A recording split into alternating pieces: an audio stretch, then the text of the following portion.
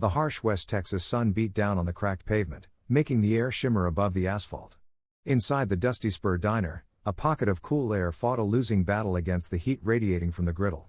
The place smelled of stale coffee, sizzling bacon, and the faint, sweet scent of cinnamon rolls, a permanent perfume baked into its vinyl booths and Formica countertops. It was the quiet hour, that lazy, sun-drenched pause between the lunch rush and the dinner crowd. Maya Olson, all of 23, moved with an exhaustion that went deeper than her bones. Her brown hair, escaping its ponytail in wisps, framed a face where worry had etched faint lines around her eyes. She wiped down a table, her movements automatic after the 9 hours she'd already been on her feet. Her worn sneakers offered little comfort, and a dull ache had settled low in her back. It wasn't just the double shift, it was the gnawing anxiety that kept her glancing toward the corner booth by the kitchen. Tucked beneath the seat, hidden by her worn backpack, was a small duffel bag. A tiny, pitiful whimper escaped it, and Maya's heart seized. She scanned the diner. The only other customer was the man at the counter, his back to her. She hurried over, pretending to refill the sugar shakers, and knelt down. Her fingers found the soft, trembling fur inside the bag. "Shh, Ranger," she whispered, her voice a breath. "It's okay, boy. We're almost done." A small, hot nose pressed into her palm. Ranger, her 8-week-old German shepherd, had a fever the vet couldn't explain. He needed constant watch, medicine every few hours, and couldn't be left alone. With no family for 1,000 miles and friends who worked just as much as she did, Maya faced a terrible choice: lose the job she desperately needed to pay the vet bill, or break the diner's strictest rule. The duffel bag was an act of desperation. At the counter, Logan Hayes finally looked up from his black coffee. He was in his late 20s, with a quiet intensity that his faded t-shirt and worn jeans did little to conceal. He was passing through on a 4-day leave, a brief stop before heading back to Coronado. He wasn't looking for trouble, he was looking for stillness. But his training made him an observer. He'd been watching the waitress for an hour, noticing the tremor in her hands, the forced brightness of her smile, and the grit that held her together.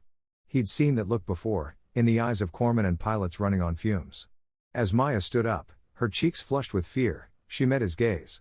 Logan gave a slow, deliberate nod of acknowledgement. She managed a weak, fleeting smile and returned before the bell over the door jangled, announcing new arrivals and shattering the peace. They didn't just enter, they took possession of the space. Preston Sterling III was the kind of man whose casual posture was a performance of wealth. His polo shirt was crisp, his boat shoes sockless, and a platinum watch gleamed on his tan wrist. His girlfriend, Tiffany Vance, clung to his arm, a blonde vision in a white dress that was an affront to the diner's humble aesthetic. Her lips were set in a permanent pout as she surveyed the room with open disgust. "We'll take that booth," Tiffany declared, her voice sharp and loud, pointing a perfectly manicured finger. "And wipe it down again. I can see crumbs." Maya's professional smile felt like a mask cracking. "Of course. Right this way." The meal was a battle of 1,000 tiny cuts. Tiffany complained her iced tea was cloudy. She sent back her salad because the ranch dressing tasted generic. Preston barely looked up from his phone, barking his order for a steak, medium rare, and if it's even a shade over, it's going back. When Maya returned to refill their drinks, the air was thick with tension. She set Tiffany's tea down, maybe a little too close to the edge. Tiffany, mid-rant about the poor service at a ski resort in Aspen, threw her hands up in exasperation and knocked the full glass over. Amber liquid cascaded across the table, splashing onto her pristine dress. Silence fell, heavy and immediate. Tiffany looked down at the dark stain, then her eyes, cold and furious, snapped up to meet Maya's. "You incompetent fool," she hissed. "Look what you did." Mortified, Maya grabbed a fistful of napkins. "I'm so sorry, ma'am, it was an accident." Tiffany's hand shot out and slapped her, hard. The sound was a gunshot in the quiet diner. It cracked across the room, sharp and ugly, snapping Maya's head to the side. At the counter, Logan was already moving, his stool scraping quietly against the floor. But the sound had provoked another, more desperate reaction. From the corner booth, the duffel bag erupted with a series of frantic, high-pitched yelps. "What in God's name is that?" Tiffany shrieked, her disgust momentarily overriding her rage. Preston Sterling's bored facade finally crumbled. His eyes narrowed, and he stalked toward the booth, peering under the seat. "It's a dog," he spat, kicking the backpack aside to reveal the duffel bag. "She brought a disgusting animal in here." Maya saw the look on his face, the cruel twist of his mouth, and she knew what was coming. She didn't think. She just moved. No. She cried, lunging forward, positioning her body as a shield over the bag. Please, he's just a puppy. He's sick. She knelt, curling herself over the bag protectively. Preston didn't even pause. With Maya's back turned and vulnerable, he drew back his expensive loafer and kicked her squarely in the ribs. Maya cried out, a strangled gasp as the air was punched from her lungs. She collapsed over the bag, the impact a sickening, dull thud that echoed in the sudden, dead silence of the diner. The impact of Preston's kick sent a shockwave of pain through Maya's side, stealing her breath. She curled tighter over the bag, her only thought to protect the whimpering life inside. Preston, his face flushed with the thrill of his own cruelty, drew his foot back to kick her again. He never got the chance. Logan Hayes closed the distance from the counter in 2 silent, purposeful strides. There was no rush, no wasted motion. He simply arrived, his hand intercepting Preston's rising leg. Logan's movements were brutally efficient. He used Preston's own forward momentum, deflecting the kick while simultaneously seizing his wrist. In a single, fluid motion, he twisted, leveraging Preston's arm into a lock that bent it at an unnatural angle. Preston, a man whose life had been devoid of any real physical consequence, squealed in pain and surprise. Logan walked him forward, forcing him chest first against the diner's main counter, the very spot Logan had just vacated. The crystal on Preston's platinum watch shattered against the hard edge. "You made a mistake," Logan said. His voice was unnervingly calm, a low, steady rumble that held more menace than any shout. He applied just enough pressure to Preston's elbow to keep him pinned, his face mashed against a sticky patch of syrup. The cook stood frozen, spatula in midair. 2 truckers in a booth stared, their mouths hanging open. Tiffany was the first to find her voice, a piercing shriek that cut through the stunned silence. "Let him go. Do you have any idea who he is? His father is Judge Sterling. You're finished. I'm calling the police on you." She fumbled in her purse for her phone, her fingers jabbing at the screen. Logan ignored her. Keeping Preston immobilized with one hand, he calmly pulled out his own phone. He didn't dial. He opened his video camera, the small red light blinking to life. He slowly panned, capturing Preston's struggling face, Tiffany screaming into her phone, and finally, Maya, who was shakily pushing herself up, tears of pain and humiliation streaming down her face as she clutched her side. He then dialed 911. His voice was steady, precise, as if ordering a pizza. "This is Petty Officer Hayes. I'm at the Dusty Spur Diner on Route 66. I am reporting an assault in progress by a male suspect on a female employee. I am also a witness to an act of animal cruelty, as the suspect kicked the woman while she was protecting her dog. The situation is contained. Requesting a unit." He disconnected. He looked past Preston and his eyes found Maya's. "Are you hurt?" he asked, his voice softening almost imperceptibly. Maya could only nod, dizzy with shock and pain. She wasn't checking her ribs, she was unzipping the duffel bag. The frantic yelps had turned to terrified whimpers. "Ranger, buddy, are you okay?" she whispered, lifting the small German Shepherd puppy out. He was trembling violently, but he was unharmed. Maya had taken the full force of the blow. She buried her face in his soft fur, a gut-wrenching sob of relief shaking her entire body. Logan gave a sharp nod. The dog was safe. The woman was safe. Tiffany was still screeching. "The police are coming. They're coming for you, you animal." Preston, his bravado rapidly draining away, started to plead. "My arm. You're breaking my arm." Logan didn't answer. He simply waited, a pillar of coiled patience, as the wail of sirens grew louder, cutting through the West Texas heat. 2 sheriff's deputies pushed through the diner door. The first was Deputy Miller, a man nearing retirement with a thick gut and weary eyes that had seen it all. The second was Deputy Sanchez, younger, sharper, and still learning the local landscape. Miller's gaze swept the scene, and his expression shifted from tired resignation to genuine alarm when he saw who was pinned against the counter. "Mr. Sterling," Miller said, his voice laced with a sudden, inappropriate concern. He walked right past Logan and Maya. "Are you all right? What in the world happened here?" He placed a familiar hand on Logan's shoulder. "Son, you need to let him go. Let's not make this any worse than it is."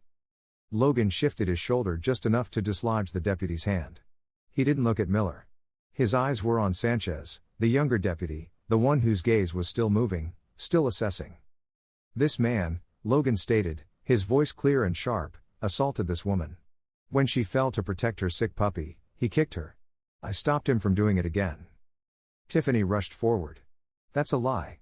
She was clumsy." She spilled a drink on me. Then this. This maniac attacked Preston for no reason. Miller held up a placating hand to her. Now, Tiffany, everyone just calm down. Preston, what's your side of it? Sensing his advantage, Preston began to struggle. He jumped me. I want him arrested. Miller nodded sympathetically, turning back to Logan. Son, you've put yourself in a real bind. You can't just go around assaulting folks. I'm going to ask you one last time to let Mr. Sterling go. Logan finally released the pressure, smoothly transitioning Preston into a standard escort hold and pushing him toward the deputies. As Preston stumbled away rubbing his wrist, Logan reached for his back pocket. Deputy Miller sighed, pulling out a citation pad, expecting a driver's license. All right, what's your name, son? Logan didn't produce a license. He flipped open his wallet to reveal his military identification. The eagle and anchor of the United States Navy gleamed under the diner's fluorescent lights. Petty Officer First Class Logan Hayes, he said, his voice flat, official. Naval Special Warfare Development Group. The atmosphere in the diner changed instantly. Deputy Sanchez straightened his posture. Miller's folksy demeanor vanished, his eyes widening in comprehension. This wasn't some drifter. This was a Navy SEAL. I am the primary witness to a felony assault, Logan continued, holding up his phone where the red light still blinked. I have a video recording of the immediate aftermath, which includes the suspect's associate threatening me with judicial retaliation due to her father's position. I will be filing a full report, and my commanding officer will be requesting a copy from your department. Miller swallowed hard, his gaze flicking from the military ID to Preston, who suddenly looked much less imposing. The deputy's tone was now clipped and formal. I understand, Petty Officer. We will, of course, take statements from everyone involved. Logan nodded, then turned his attention to Maya. She stood by the counter, pale and trembling, clutching Ranger to her chest. He moved to her side, his presence a solid, reassuring barrier. His voice was low, for her alone. Just tell them exactly what happened. Don't leave anything out. They have to listen now. He paused, his gaze meeting hers, impressing upon her the gravity of his next words. And you're going to need a witness. The aftermath was a blur. Deputy Sanchez, now scrupulously professional, took Maya's statement, her voice a fragile whisper. He carefully photographed her bruised cheek and the angry red mark blooming on her side. Preston and Tiffany were interviewed separately in the back of a squad car, their tones now sullen and defensive. Logan gave his statement last, clear and precise, and transferred the video file to Sanchez's work phone. Before leaving, he made sure to get the young deputy's card. Preston and Tiffany were not arrested. They were released pending further investigation, a phrase that made Maya feel sick. Logan waited until the diner was clear, then looked at Maya. Can you get home? She nodded numbly, clutching the duffel bag. He walked out into the blinding Texas sun without another word. Maya didn't sleep that night. She sat on her lumpy sofa, Ranger sleeping fitfully in her lap, the puppy's labored breathing loud in the small, silent apartment. Every breath sent a jolt of pain through her ribs. But it was nothing compared to the cold dread coiling in her stomach. The next morning, the dread became reality. Her manager, a perpetually stressed man named Carl, met her at the door of the diner. He wouldn't look at her. Maya, he began, wringing his hands in a dish towel. We've got a problem. I got a call this morning. Health inspector. An anonymous tip about an animal on the premises. Maya's blood ran cold. Carl, I can explain. I don't want to hear it. He snapped, his voice tight with panic. The second call I got was from the Sterling family's lawyer. They own this building, Maya. This whole strip. I've got a family. A mortgage. He finally met her eyes, his own pleading. I'm sorry. It's a health code violation. I have to let you go. He shoved her final pay, in cash, into her hand and disappeared back inside, the lock clicking behind him. Numbly, she walked the half-mile back to her small apartment over a closed-down garage. Taped to the door was an official-looking envelope. It was an eviction notice from her landlord, citing a breach of the pet clause in her lease. She had 72 hours to vacate. The walls were closing in. She was jobless, and soon she would be homeless. Defeated, she pulled an empty box from a closet and started to pack, her hands shaking. She was taping it shut when a firm, solid knock echoed on the door. Her heart hammered against her ribs. The landlord? The police? She opened it a crack. It was Logan Hayes. He looked the same as he had in the diner, solid and unmovable. He held a large bag of premium puppy food and a cardboard tray with 2 coffees. Figured you could use this, he said, nodding toward the coffee. The food is for Ranger. Maya was speechless. How? How did you find me? I got your address from Deputy Sanchez's report, he said simply. His eyes moved past her to the boxes stacked in the room. Looks like they work fast. It wasn't a question. Maya's composure, held together by sheer will, finally crumbled. The words came out in a choked whisper. They fired me. And my landlord. He's evicting me. I have 3 days. Logan's jaw tightened. He walked past her, setting the items on her small kitchen counter. He pushed one of the coffees toward her. Drink this. We need a plan. They sat, Maya on the sofa, Logan on a rickety wooden chair. I'm not here to be social, he began, his tone direct. I escalated the situation at the diner. I forced a report and used my status to make sure it wasn't buried. That made you a target. I have a responsibility to see this through. He leaned forward. My leave is up in 2 days. I can't leave a civilian witness exposed because of actions I took. I'm here to make sure you're safe until this is handled. Before she could process his words, a second knock, sharper and more insistent, came at the door.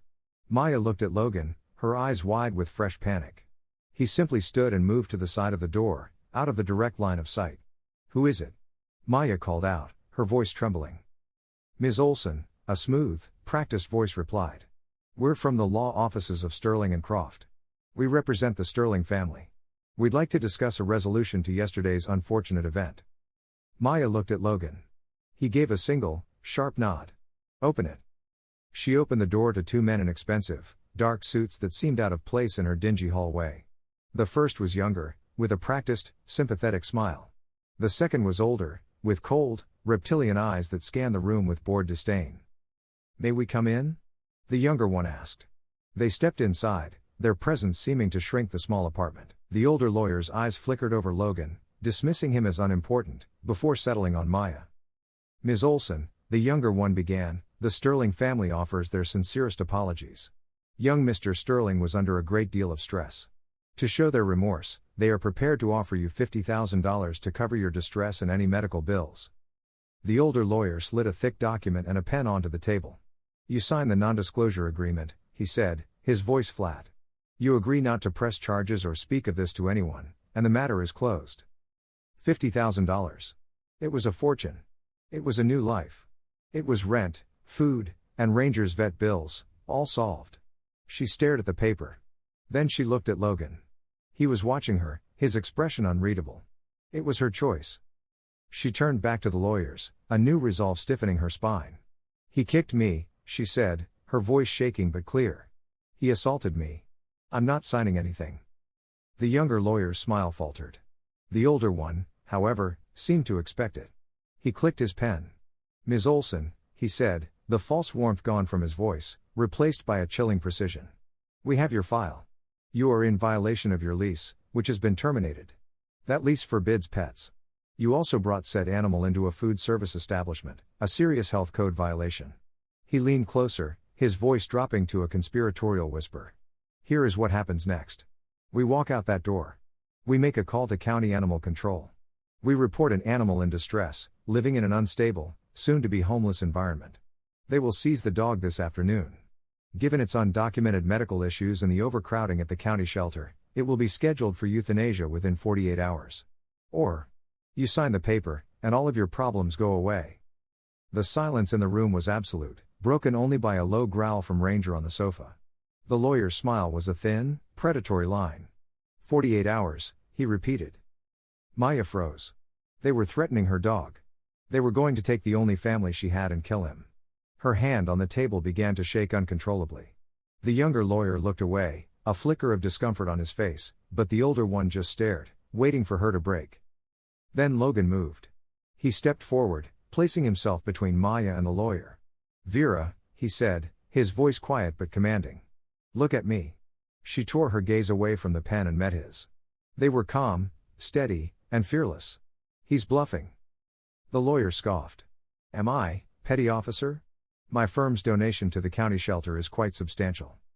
You're bluffing about the outcome, Logan clarified, his eyes still locked on Maya. He finally turned his gaze on the lawyer, and the temperature in the room seemed to drop. You just made a threat to coerce a signature on a legal document. That's extortion. You detailed how you would use your influence over a municipal agency to do it. That's conspiracy. You did it in front of a federal officer. You just became material witnesses in your own felony. The younger lawyer went pale. The older one's smirk vanished. You can't prove a thing. I don't have to, Logan said. You make your call. I'll make mine. To the Austin American-Statesman. Sterling heir attempts to euthanize puppy to silence assault victim. How does that headline play for your firm? He pointed to the door. Get out. The lawyer's eyes darted between Logan's implacable face and the very real possibility of a public relations nightmare. He snapped his briefcase shut. The offer is withdrawn. You've made a mistake, Ms. Olson. They were gone a moment later. The instant the door clicked shut, Maya's legs gave out. She sank onto the sofa and pulled Ranger into her lap, burying her face in his fur. He wasn't bluffing, she sobbed. They can still do it. They'll find another way. Yes, they will, Logan said grimly. That was their legal threat. Now comes the illegal one. You aren't safe here. He was already on his phone, using a secure app. Mike, it's Hayes. I'm calling in that favor. I've got a civilian witness and her K9. Need a secure location. Off the books. Austin area. Yeah, it's that bad. Local PD is compromised. He listened for a moment. Understood. Send me the bill. He hung up and looked at Maya. The observer was gone, the operator was in charge. Pack a bag. Ranger, his medicine, your laptop, anything essential. We're leaving in 5 minutes. They didn't take the stairs. They used the rusted fire escape and walked 3 blocks to a multi-story parking garage. A black, unassuming pickup truck was waiting. The man who stepped out was built like a refrigerator, with a full beard and a surprisingly friendly smile. Logan, he boomed. You look like hell. This must be the witness. He grinned at Maya. Maya Olson, I'm Mike. Don't you worry. Your friend here just cost me a fortune, so we're gonna make sure you're safe. That the famous Ranger? He pulled a treat from his pocket, and the puppy, sensing a friend, wagged his tail. In the truck, both of you. They drove to a sleek, modern high-rise in downtown Austin that catered to tech executives. Biometric locks, 24/7 security that works for me, and the building is owned by a shell corp out of Nevada, Mike explained as they rode a silent, private elevator. The Sterlings can't get a name off the resident list. You're Jane Doe for the week. He opened a door to a minimalist apartment with floor-to-ceiling windows overlooking the city. Logan has the only other key card. The apartment was a beautiful cage. For 2 days, they lived in the quiet, climate-controlled space. Logan was a respectful, distant roommate, taking the second bedroom. He was either on his phone, his voice low and serious, or he was simply watching. Maya paced, her anxiety a palpable thing in the sterile room. Ranger, finally feeling better, whined by the door, bored and restless. On the second afternoon, Logan finally spoke. He's a German Shepherd, he said, nodding at the puppy. He needs a job. It will focus him. It will focus you. A job? What job? Training, Logan said. He took Ranger's leash. I have some experience with K9s. Between his medicine doses, we train. For the next 48 hours, the luxury apartment became a training ground. Logan was a patient, demanding teacher. No, don't pull on his leash, he corrected as Maya tried to stop Ranger from sniffing the furniture. Use your body. Stand taller. You're his leader. Right now, he thinks he has to protect you. You need to show him that you protect him. The metaphor was not lost on her. Slowly, Maya found her voice. Her commands became firmer. She stood straighter. The puppy, sensing the shift, responded immediately. Through the shared mission of training Ranger, a quiet understanding grew between them. Maya saw the discipline and deep-seated decency beneath Logan's hardened exterior. Logan saw the fighter he had first noticed in the diner, a resilience that just needed to be unlocked. On the third morning, Ranger was a different dog. His fever was gone, replaced by a clumsy, boundless puppy energy. He needs to run, Maya said, laughing as he stole one of her shoes. Logan checked his watch. It's a risk. But you're right. They went at dawn to a small, isolated park on the edge of the city, a strip of green hidden between a highway and the river. Logan stood watch, his posture relaxed but his eyes constantly scanning. Maya unclipped the leash. For a few glorious minutes, life felt normal. Maya's laughter, real and unrestrained, echoed in the quiet morning as Ranger tumbled through the grass. Logan watched her, the corner of his mouth ticking up in a rare, small smile. The sound of an engine, A low and aggressive rumble broke the peace. A canary yellow convertible, identical to one Tiffany had been bragging about on her social media, rolled to a stop on the street beside the park. The tinted window slid down. It was Preston. He wore sunglasses and a smirk. He put the car in neutral and gunned the engine, a deafening roar that ripped through the morning calm. Ranger yelped and scrambled to hide behind Maya's legs. Preston laughed, a sound clearly audible across the park. He didn't say a word. He just revved the engine again, a deliberate act of psychological warfare, before pulling slowly away. Maya was shaking, the joy of the morning shattered. "He found us," she whispered. "He knows." Logan's face was like stone. He was holding his phone, the camera pointing out. He had recorded everything. "No," Logan said, his voice cold as ice. "He doesn't know where we are. He just knows where we were. And he just made his final mistake." He was already dialing. "Deputy Sanchez," he said, his voice hard. "This is Petty Officer Hayes. I need to report a direct violation of the pending assault case. Witness intimidation. And this time, I have it on video." The drive to the Austin Police Headquarters was tense and silent. The black pickup was an anonymous bubble moving through the city's morning traffic. Maya sat beside Logan, clutching Ranger's carrier, the puppy quiet at her feet. Logan drove, his face a grim mask. He had the video. He had a cooperative deputy 100 miles away. But the knot in his gut told him this fight wasn't over. He'd called Sanchez, who had given him the direct number for the Austin PD's Violent Crimes Unit, and told the detective on duty they were on their way to file a report. The downtown precinct was a chaos of ringing phones and harried officers. A detective led them to a small, glass-walled interview room. Logan laid out the facts, his tone clipped and professional, and played the video of the car incident. The detective watched it, his expression unreadable. "I'll file the report," the detective said, his voice noncommittal. "But I gotta be honest, the DA might say it's thin. He's just revving his engine." "It's witness intimidation," Logan stated flatly. "Is there a problem here?" A new voice, smooth and commanding, cut in. A man in an expensive suit filled the doorway. He was tall, with perfectly coiffed gray hair and the easy confidence of a man in charge. This was Captain Davis, the head of the department. He smiled, but it didn't reach his eyes. "Petty Officer Hayes, a pleasure. I'm Captain Davis. I heard we had one of our nation's heroes in the building. My son's a Marine, you know. Good man." Logan didn't return the smile. "Captain, we're here to report a crime." "So I hear," Davis said, his smile unwavering. "A little friction with the Sterling family, I understand. Judge Sterling and I are old friends. We sit on the board of the Police Athletic League together." It was a casual remark, delivered with the precision of a threat. "Now, let me see this video." Logan played it again. Davis watched, then handed the phone back with a dismissive chuckle. "Son, with all due respect to your service, what I see is a kid in a loud car. There's no verbal threat. For all I know, he's showing off for his girlfriend. It's not enough to get a judge to sign a restraining order, especially not against another judge's son.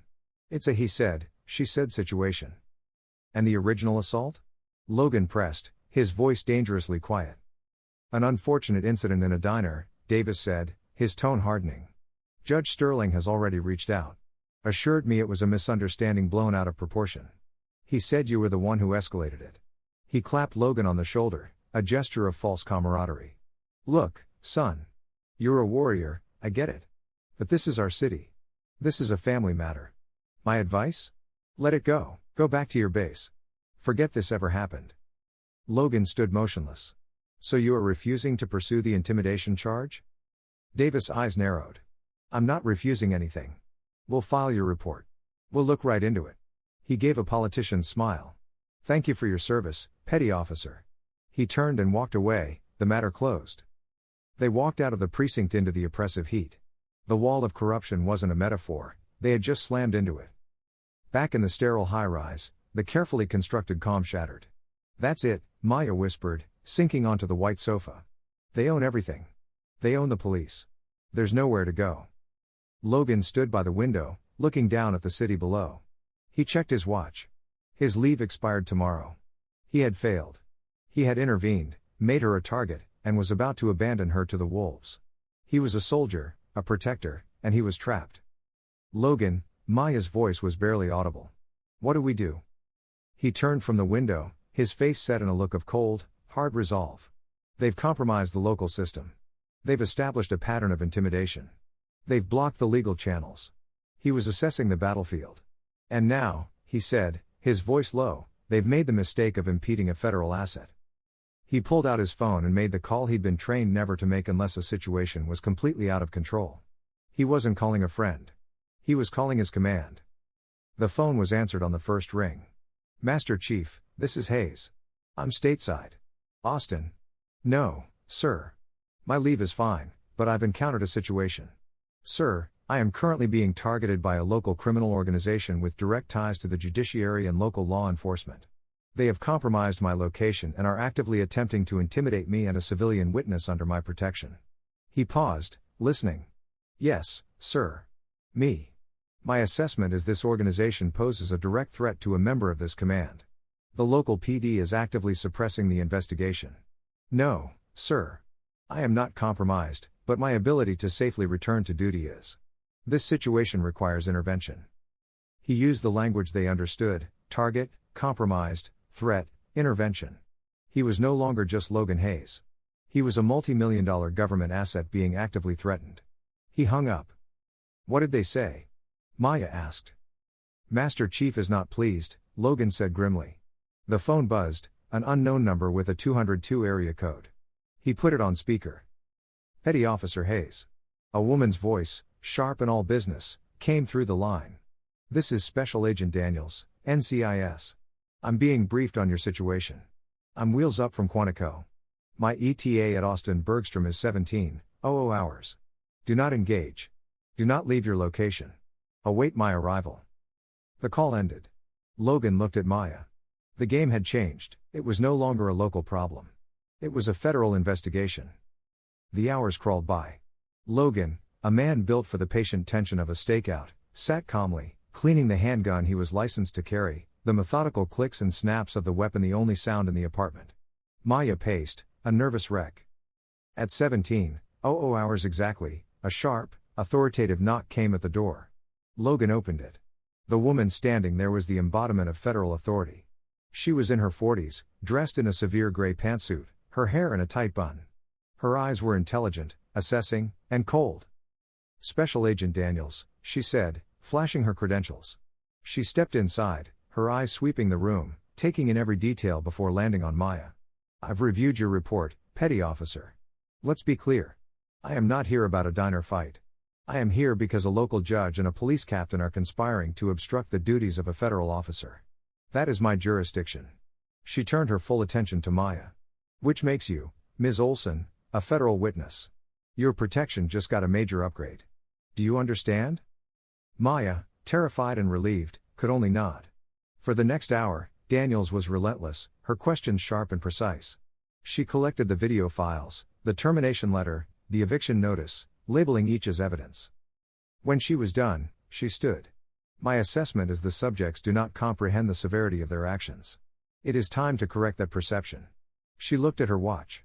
I will handle Tiffany Vance. Petty Officer, you will secure the witness. An hour later, Tiffany was at a high-end salon when Agent Daniels appeared beside her chair. Ms. Vance? Special Agent Daniels, NCIS. We need to talk. Tiffany was instantly indignant. You can talk to my father's lawyer.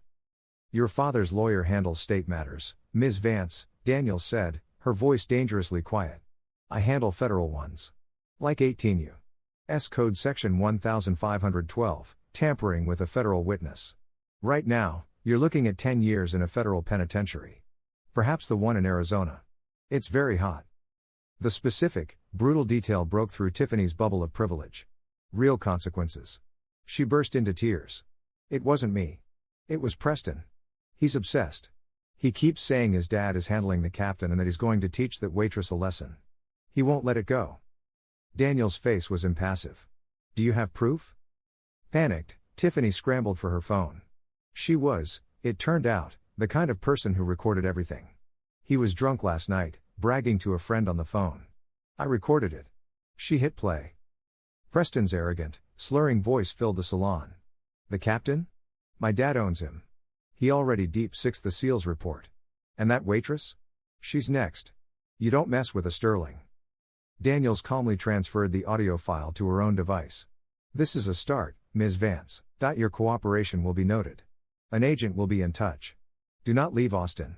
She walked out, leaving Tiffany shaking amongst the scent of expensive shampoo. The tide had turned. The luxury apartment became a federal command post. 2 grim-faced FBI agents arrived, setting up laptops and audio equipment. The lead agent, a tired-looking man named Thorne, ran the FBI's Public Corruption Task Force. He'd been trying to build a case against Judge Sterling for years. Tinsley's recording was the key. The recording proves conspiracy to obstruct, Thorne said, his voice a low growl. But to get the judge, we need an overt act. What we need, Agent Daniels corrected, is to bait the trap. She looked at Maya and Logan.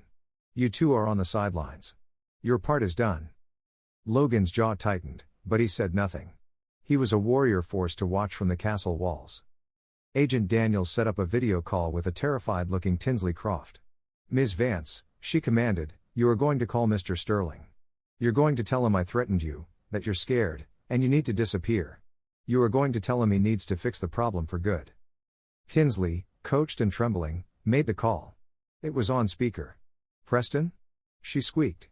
That NCIS agent, she threatened me. 10 years in federal prison. I'm running away, but what if they follow me? That soldier. You have to fix this, Preston. Fix her. There was a long pause on the line. Then Preston laughed, a cold, ugly sound. Calm down. You're right.